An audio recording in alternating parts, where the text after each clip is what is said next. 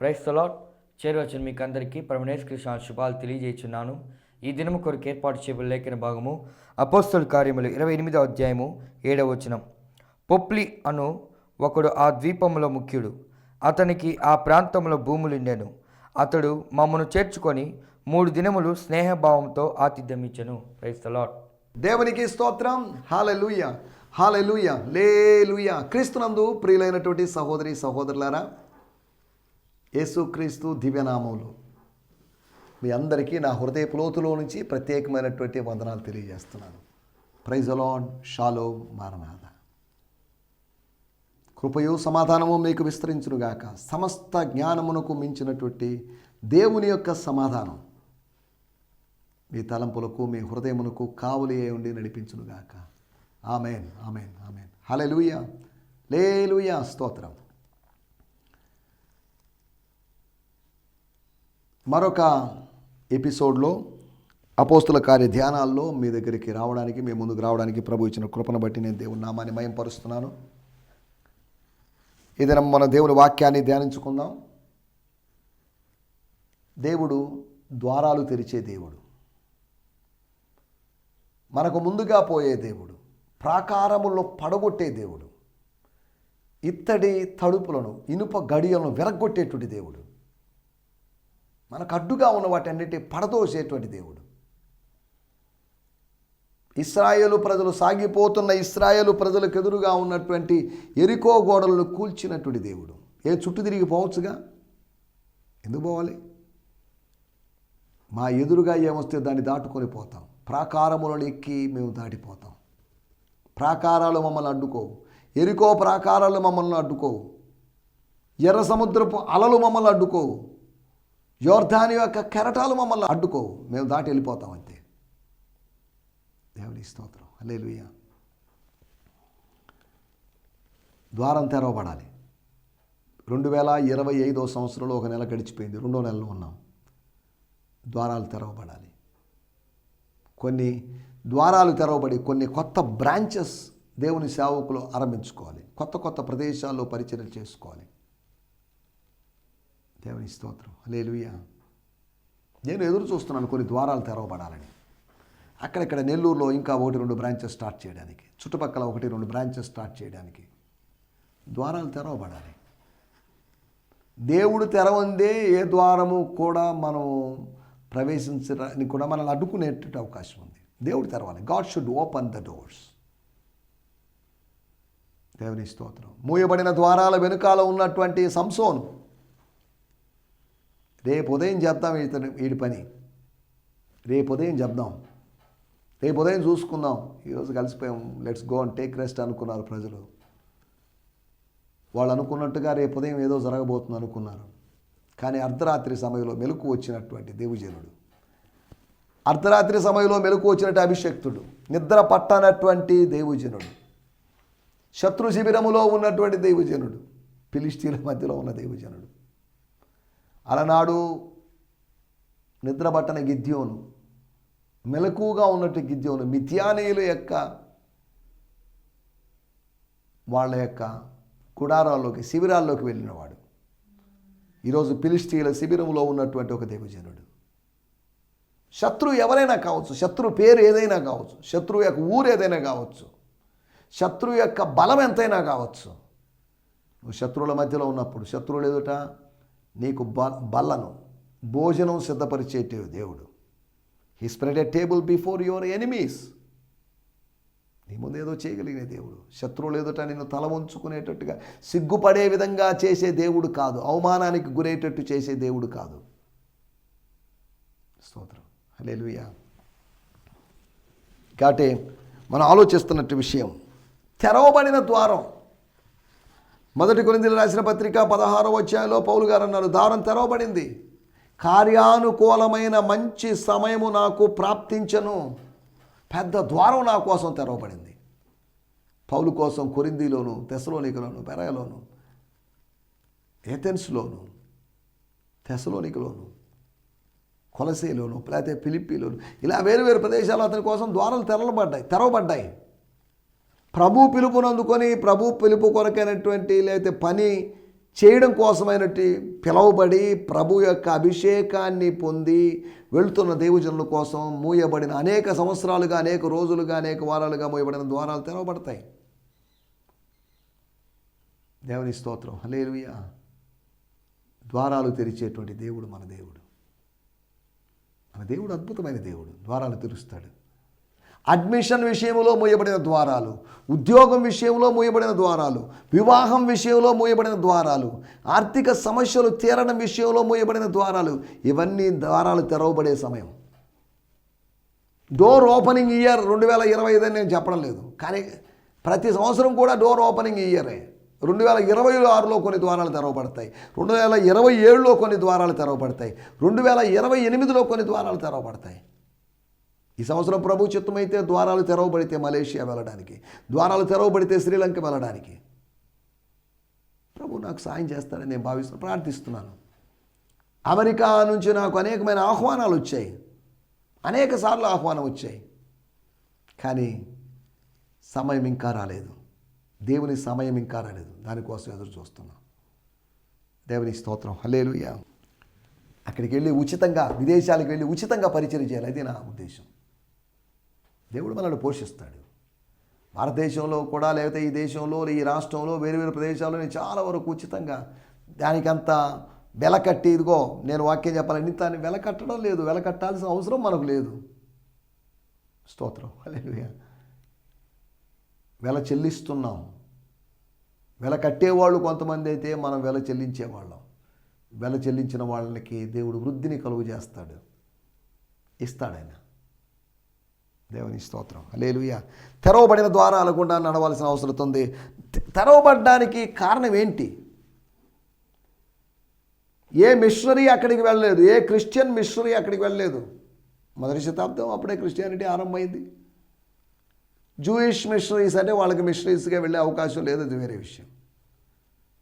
ఇక వేరే వాళ్ళకి ఈ మిషనరీస్గా వెళ్ళడం అనేటువంటి కాన్సెప్ట్ లేదు, కాబట్టి దాన్ని వదిలేద్దాం. ఒకటి, అద్భుతము జరుగుతుందని విశ్వసించడం ద్వారా. Believe for a miracle from the lord. మన దేవుడు ఆశ్చర్యకరుడు కనుక ఆశ్చర్యకార్యం చేస్తాడు. అద్భుతమైన దేవుడు కనుక అద్భుతం చేస్తాడు. నీ జీవితంలో అద్భుతం చేస్తాడు. నా జీవితంలో ఎన్నో అద్భుతాలు చేశాడు. నన్ను పోషించాడు 30 సంవత్సరాలు. గవర్నమెంట్ ఉద్యోగం కాదు, ప్రైవేట్ ఉద్యోగం కాదు, ఉద్యోగమే చేయడం లేదు, నన్ను పోషించింది దేవుడే. 30 సంవత్సరాలుగా నేను ఏదైనా చెప్పాలంటే నా మరణ సమయంలో కూడా నేను సాక్షి, నన్ను పోషించిన దేవుడు. యాకోబు చెప్పాడు, నన్ను పుట్టినది మొదలుకొని నన్ను పోషించిన దేవుడు. పుట్టినది మొదలుకొని పోషించాడు. మా అమ్మ పోషించింది, మా నాన్న పోషించింది. మా తాత ఎవరో తెలుసా? చిన్నోడేం కాదు, 318 మంది పనివాళ్ళు కలిగినటువంటి ఐశ్వర్యవంతుడైన తాత. తాత ఐశ్వర్యవంతుడైనప్పుడు 100 రెట్లుగా 100 పంటను కోసినటువంటి తాత కొడుకు, అనగా ఆ తాత కుమారుడు ఎవరు?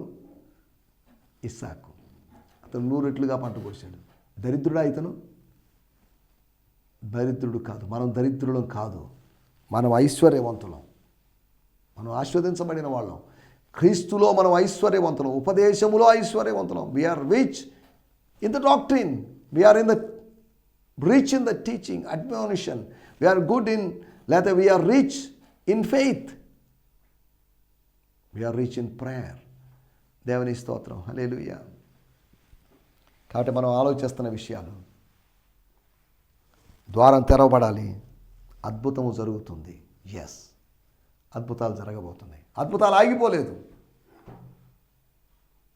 మొదటి శతాబ్దంలోనే అద్భుతాలు ఆగిపోయినాయి అనుకునే వాళ్ళకి వాక్యానుసారంగా కాదు, అది వాళ్ళకి ఎటువంటి ఆధారాలు లేవు. వాళ్ళ జీవితంలో కూడా అద్భుతాలు జరుగుతున్నాయి. దేవుని స్తోత్రం. అద్భుతాలు లేవు అన్నది వాడి జీవితాల్లో కూడా దేవుడు అద్భుతం చేయాలి. లెక్కలేని అద్భుతం కార్యములు జరిగించేటువంటి దేవుడు. రెండవది, ఆయుధం వర్ధిల్లకుండా చేయడం ద్వారా ద్వారం తెరవబడింది. జాడించడం ద్వారా, పట్టించుకోకపోవడం ద్వారా, వాళ్ళ ప్రజల మాటలని మనసులో పెట్టుకొని అయ్యో ఎలాగబ్బా అని ఆందోళన చెందాల్సిన అవసరం లేదు. స్తోత్రం. అపాయంలో కూడా ఉపాయాన్ని కలిగి ఉండడం ద్వారా, ప్రభువా అపాయాల మధ్యలో మాకు ఆత్మీయ ఉపాయాలు అనుగ్రహించండి, యుక్తిని మాకు అనుగ్రహించండి. అపవాది కుయుక్తిని ఇస్తాడు, దేవుడు యుక్తిని ఇస్తాడు. కుయుక్తిలోంచి బయటపడి యుక్తిలోకి వద్దాం. అపవాది యొక్క ఆశీర్వాదాల్లోంచి ప్రభు యొక్క ఆశీర్వాదాల్లోకి వద్దాం. అగ్ని బాణాలు ఆర్పడం ద్వారా, అగ్ని బాణాలు లాంటి ఫైరీ సర్పెంట్స్ లేకపోతే ఫైరీ థింగ్స్, కాల్చివేసేటువంటి పరిస్థితులు, బూడిద చేసే పరిస్థితులు, నష్టపరిచే పరిస్థితులు, వీటి మధ్యలో మనం ధైర్యంగా ఉందాం. అగ్ని బాణాలు చల్లారుద్దాం. ఎలాగా? విశ్వాసపు తాళపు చెవితో. దేవునికి స్తోత్రం, హల్లెలూయా. కాబట్టి మనం నిన్న వీటి గురించి ఆలోచించాం. రండి ఈ దినము మనం దేవుని వాక్యం నుంచి ఆలోచించుకుందాం. అపోస్తుల కార్యములు 28వ అధ్యాయము 7వ వచనం. పోప్లి అనే ఒకడు ఆ ద్వీపంలో ముఖ్యుడు. అతనికి ఆ ప్రాంతంలో భూములుండెను. అతడు మమ్మల్ని చేర్చుకొని 3 దినములు స్నేహభావంతో ఆతిథ్యమిచ్చెను. పొప్లి అను ఒకడు ఆ ద్వీపంలో ముఖ్యుడు. ఆ మెలితే ద్వీపంలో, మెలితేలోనే ముఖ్యుడైనటువంటి ఒక వ్యక్తి. అతడు ముఖ్యుడా కాదా అని తర్వాత ఎప్పుడో తెలిసింది. స్టార్టింగ్లో తెలియకపోవచ్చు. ఒకడు ముఖ్యుడా కాదా, ప్రధానమైనవాడా కాదా, మంచోడా చెడ్డోడా అని తెలియదు, తర్వాత తెలుస్తుంది. అతనికి ఆ ప్రాంతంలో భూములుండెను. అతడు మమ్మును చేర్చుకొని, అనాగరికులు చేర్చుకున్నారు. అనాగరికుల నాయకుడైనటువంటి వాడు అతడు కూడా అనాగరికుడే కదా, అధికారే కావచ్చు. అనాగరికుడు కాదు అని మనం అనలేం కదా. అనాగరికుల మీద అనాగరికుడే అధికారిగా ఉంటాడు. సరే, అనాగరికుడు కాదు అని కూడా అనుకుందాం, బర్బేరియన్ కాదు అనుకుందాం, మనకు నష్టమే లేదు కదా. పొప్లి అను ఒకడు ఆ ద్వీపములో ముఖ్యుడు. అతనికి ఆ ప్రాంతంలో భూములు ఉండెను. భూమి ఉండెనని కాదు, భూములు ఉండెను. ల్యాండ్ లార్డ్గా మారాడు, భూములు సంపాదించుకున్నాడు. తాను చేస్తున్నట్టు ఉద్యోగం వల్ల, లేకపోతే రోమా ప్రభుత్వం ఇచ్చినటువంటి వేతనాలు, లేకపోతే ఇంకేదైనా అదనపు ఆర్థికపరమైనటువంటి వనరులను బట్టి అతడు మమ్మల్ని చేర్చుకొని 3 దినములు స్నేహభావంతో. వీళ్ళెవరో అర్థమైంది అనాగరికులకి. వీళ్ళంతటా వీళ్ళు వచ్చిన వాళ్ళు కాదు, రోమా ప్రభుత్వం ద్వారా వస్తున్న వాళ్ళు. అనగా కైసరే నుంచి రోముకు వెళ్తున్నవారు, కైసరే నుంచి కైసరే ఎదుట నిలబడడానికి వెళ్తున్న వాళ్ళ బృందం. కాబట్టి వీళ్ళ పట్ల మనం సమంజసంగా ప్రవర్తించకపోతే అది అధికారి దాకా, కైసరు దాకా వెళ్ళే అవకాశం ఉందని భయపడిపోయి ఉంటారని మనం అలా ఊహించి చెప్పడానికి కూడా వీల్లేదు. సరే, ఏదేమైనప్పటికీ అక్కడ రాయబడిన మాటలు మన వాడుక భాషలో కూడా మనం చదువుకుందాం. 28వ అధ్యాయము 7వ వచనం నేను ఇంగ్లీష్లో చదువుతున్నాను. The Roman governor of the island, ఆ రోమా గవర్నర్ అయినటువంటి ఆ ఐలాండ్కి, ఆ ద్వీపానికి గవర్నర్ అయినటువంటి named Publius had his estate near by చలిమంటలు వేసుకున్న దగ్గరలోనే అయ్యగారి, ఆ గవర్నర్ గారి, అనగా గవర్నర్ గారి ప్యాలెస్లో, లేకపోతే ఆ స్థలంలో, ఆ రాయల్ గెస్ట్ హౌస్లో వాళ్ళకి అకామిడేషన్ దొరికి. He graciously welcomed us as his house guest and showed us hospitality for 3 days that we stayed with him. మమ్మల్ని హౌస్ గెస్ట్లుగా, ఇంటి అతిథులుగా భావించి మమ్మల్ని తీసుకున్నాడని రాయబడింది. వాడుక భాషలో చదువుకుందాం. ఆ పక్కనున్న పొలాలు పోప్లి అనే అతనికి చెందినవి. పోప్లి ఆ ద్వీపానికి అధికారి. అతడు మమ్మల్ని తన ఇంటికి ఆహ్వానించి 3 రోజుల దాకా అతిథి సత్కార్యాలు చేశాడు. 3 రోజుల దాకా, 3 రోజుల వరకు మాకు అతిథి సత్కారాలు చేశాడు. దేవుని స్తోత్రం, హల్లెలూయా. ఫాదర్స్ లైఫ్ న్యూ టెస్టిమెంట్ వచ్చి నేను చదువుతున్నాను. అపోస్తుల కార్యములు 28వ అధ్యాయము 7వ వచనము. Book of acts 28:7. Now in the surrounding area there was some property which belonged to the chief man of the island named Publius, who received us and took care of us courteously for 3 days. మర్యాదగా మమ్మల్ని చేర్చుకొని 3 రోజులు ఆతిథ్యం ఇచ్చి తర్వాత అమర్యాదగా ప్రవర్తించాడని కాదు. ప్రేమ అమర్యాదగా నడుచుకోదు. నాగరికుని పట్లైనా అనాగరికుని పట్లైనా ప్రేమ మర్యాదగానే ప్రవర్తిస్తుంది. మామూలు ప్రేమే, సహోదర ప్రేమే, లేకపోతే ఫిలియో అని చెప్పబడిన సహోదరుని ప్రేమ, లేకపోతే స్టోర్జ్ అని చెప్పబడినటి సాంఘిక ప్రేమ, లేకపోతే స్తోత్రం ఈరోస్ అని చెప్పబడినటువంటి గ్రీకులో చెప్పబడినటువంటి శరీర సంబంధమైన ప్రేమ. ఇవన్నీ కాదు, వీటికి అతీతమైనటువంటి అగాపే అని చెప్పబడినటువంటి దేవుని ప్రేమ. దేవుని ప్రేమ మర్యాదగా ప్రవర్తించేటట్టు చేస్తుంది. దేవుని స్తోత్రం, హల్లెలూయా, స్తోత్రం. మనం ఆలోచిస్తున్న మాట, మన టైటిల్ ఆతిథ్యపు ఆశీర్వాదాలు, the blessings of the hospitality. 4 విషయాలు నేను మీకు త్వరగా జ్ఞాపకం చేయబోతున్నాను. అవును, మనం అడగాల్సిన ప్రశ్న, మనల్ని మనం ప్రశ్నించుకోవాలి. ఆతిథ్యము ఆశీర్వాదాలను ఇస్తుందా? నువ్వు ఆశీర్వదించబడ్డానికి ఆతిథ్యము అనేటువంటి విధానాన్ని దేవుడు ఏర్పాటు చేశాడు. ఆతిథ్యము మరవద్దు. మర్చిపోతారేమో, ఏం ఆతిథ్యం లేండి అని అనుకుంటారేమో. దేవుని యొక్క ఆజ్ఞ అది. ఆతిథ్యం చేయొద్దు అంటే మీ ఇష్టం చేస్తే చేయండి లేకపోతే లేదనే కండిషన్ కాదు. ఆతిథ్యం చేయాల్సిందే. ఆతిథ్యం చేయడం వల్ల దీవెనలు వస్తాయి. పిసినారులుగా ప్రవర్తించొద్దు. పిసినారులుగా ప్రవర్తించి ఆతిథ్యం ఇవ్వకుండా ఉన్నటువంటి నాబాల్ అనేటువంటి ఒక మూర్ఖుడు చూసారా. కానీ అతనికన్నా భిన్నమైనది అతని భార్య.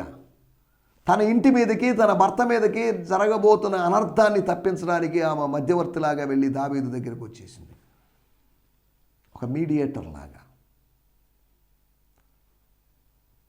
తన కుటుంబం అనాథగా, లేకపోతే దిక్కులేని కుటుంబంగా, లేకపోతే తాను ఒక విధవరాలుగా మారేది.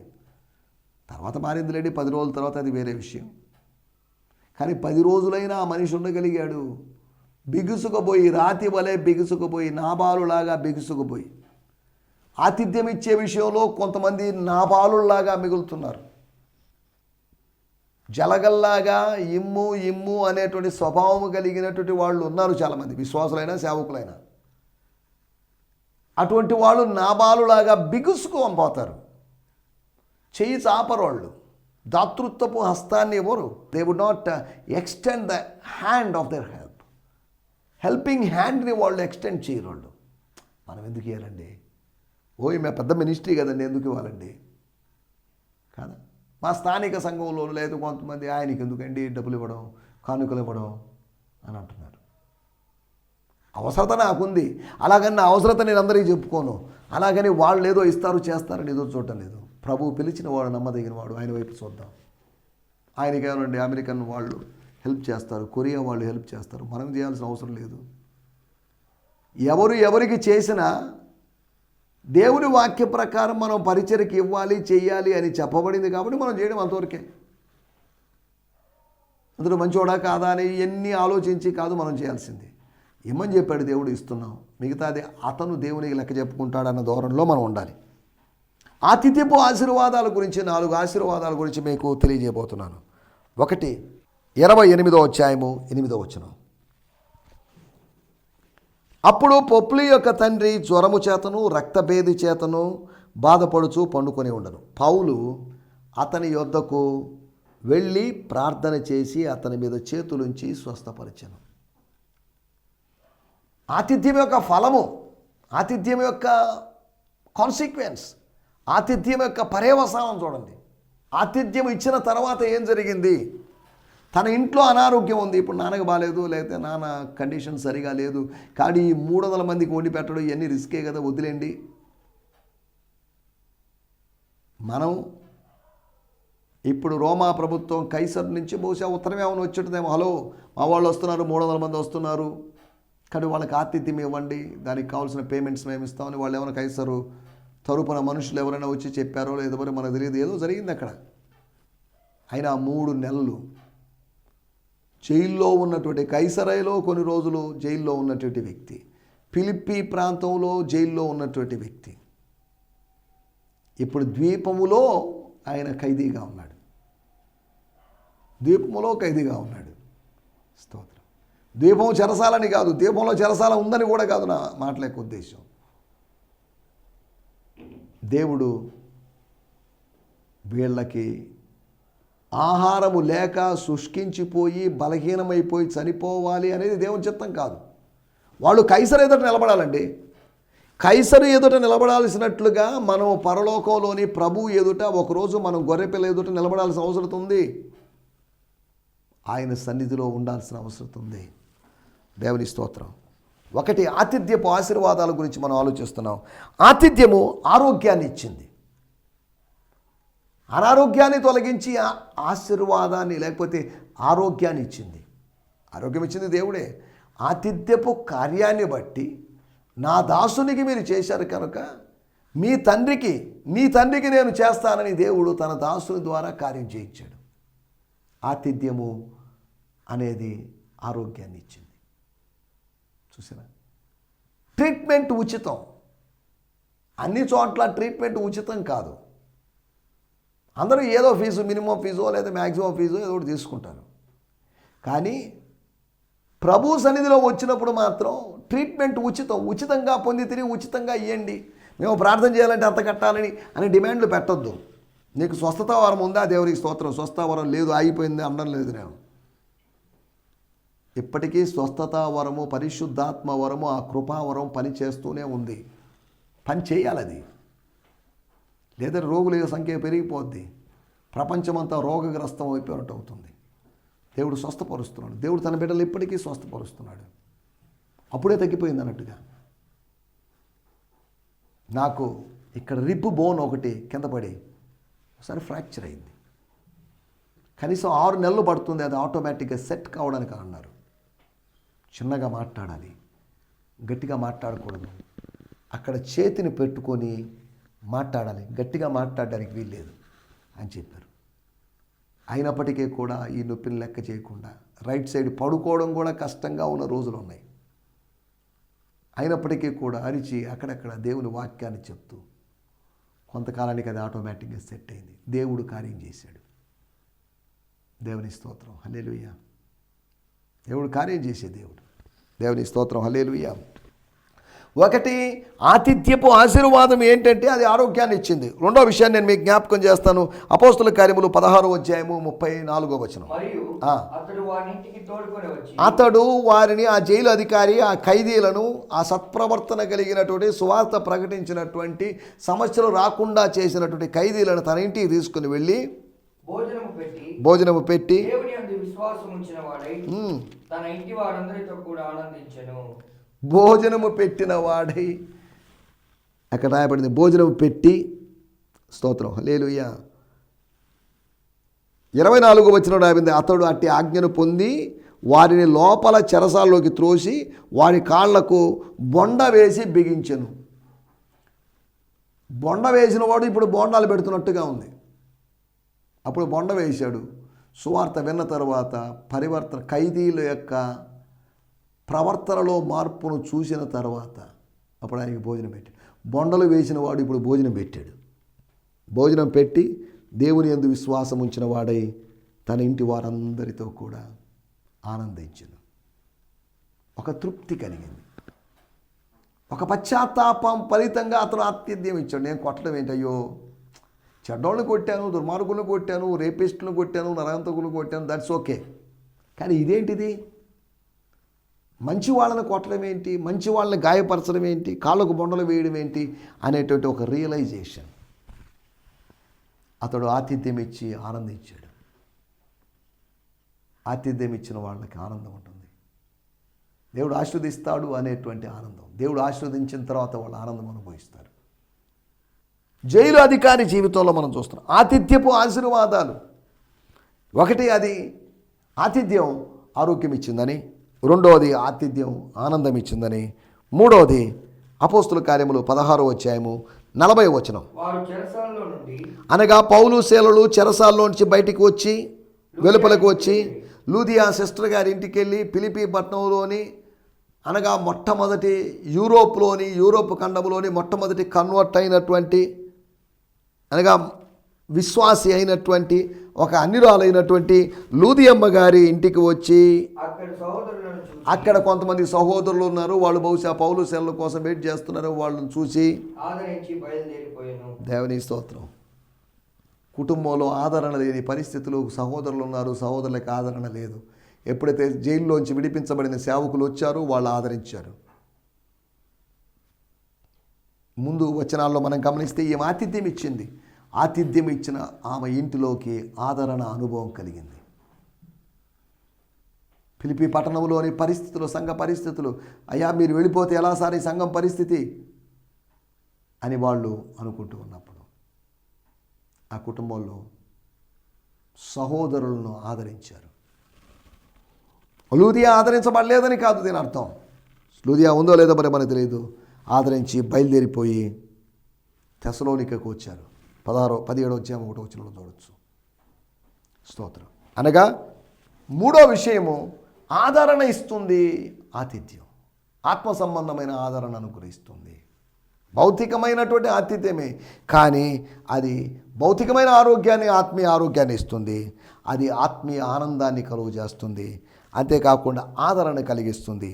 అపోస్తుల కార్యములు 18వ అధ్యాయము 1వ వచనంలో మనం గమనిస్తే, అటు తరువాత పౌలు ఏథెన్స్ నుండి బయలుదేరి కొరింథీకు వచ్చి వంశీసుడైన అకులాను ఒక యూదుని అతని భార్య అయిన ప్రిస్కిల్లాను కనుగొని వారి యొద్దకు వెళ్ళెను.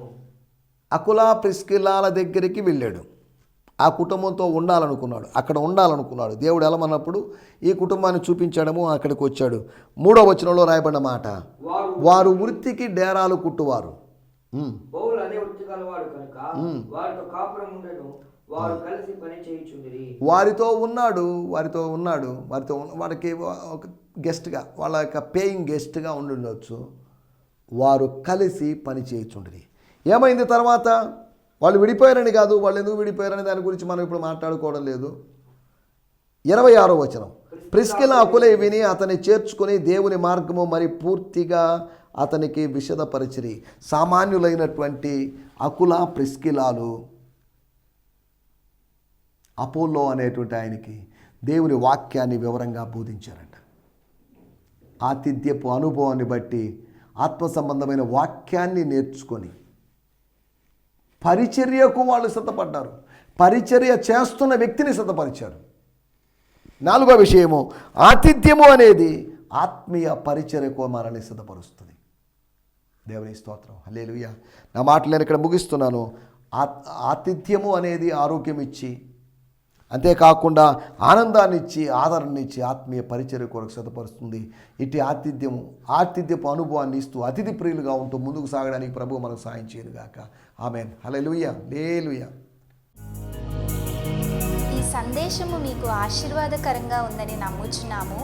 ప్రార్థన అవసరతల కొరకు మమ్మల్ని సంప్రదించవలసిన మా చిరునామా గిద్యోన్ మిషన్ చర్చ్, 6వ వీధి, శాంతినగర్, నెల్లూరు 4, ఆంధ్రప్రదేశ్. పిన్ 524004. మా ఫోన్ నంబర్లు 7036443613 మరి ఒక నంబర్ 9392293010. మా ఈమెయిల్ ఐడి gfihmi2015@gmail.com. దేవుడు మిమ్మును ఆశీర్వదించునుగాక. ఆమేన్.